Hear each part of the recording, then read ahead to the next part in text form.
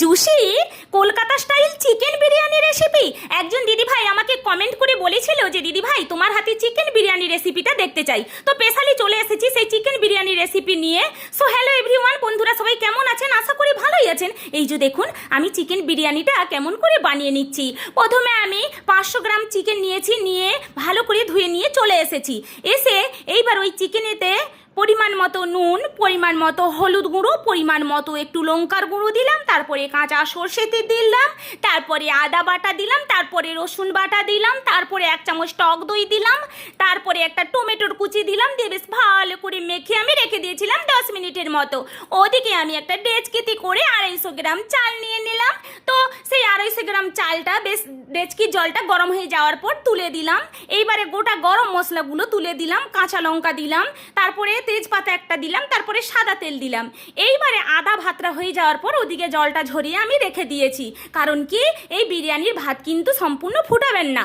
তারপরে ওদিকে আমি বেরেস্তা ভাজা করে নিলাম। বেরেস্তা ভাজা আমার হয়ে গেছে। এবার ওই তেলেতেই আমি আগে থেকে মেখে রাখা নুন, হলদি, লঙ্কার গুঁড়ো, তেল দিয়ে রাখা আলুকে ভাজা করে নিলাম।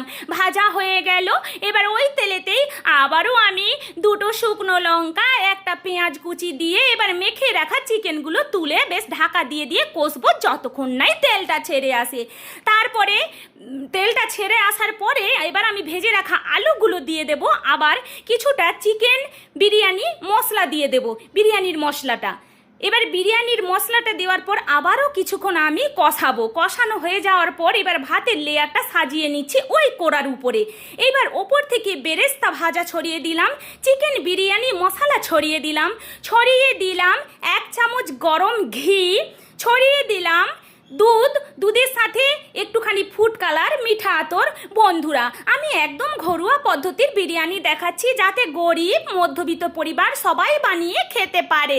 আমি এটাতে কোনো রকম গোলাপ জল, কোনো রকম কেওড়ার জল ইউজ করছি না, কারণ আমার ওইগুলো একদম পছন্দ লাগে না। দেখুন কত সুন্দর ক্রিসমি জুসি।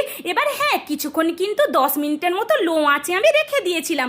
তারপরে ওপর থেকে এবারে ঢাকাটা খুলে দিয়ে একটা লেবু রসের সাথে আর একটুখানি নুন বেশ গুলিয়ে রেখে দিয়ে ছড়িয়ে দিলাম। দিয়ে এই যে দেখুন পরিবেশন করছি এই চিকেন বিরিয়ানি ক্রিসমি জুসি কলকাতা স্টাইল রেসিপি।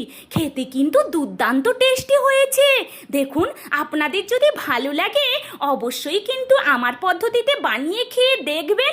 এখানে কিন্তু একটু কাঁচা লঙ্কা, ধনেপাতা চাটনি করে ছড়িয়ে খেলে এটাও কিন্তু খুব ভালো লাগে। ওটা আমি চাটনিটা এই মুহূর্তে বানাতে পারি না, তো কিছুক্ষণ পরে আমি বানিয়ে নেব যখন সবাই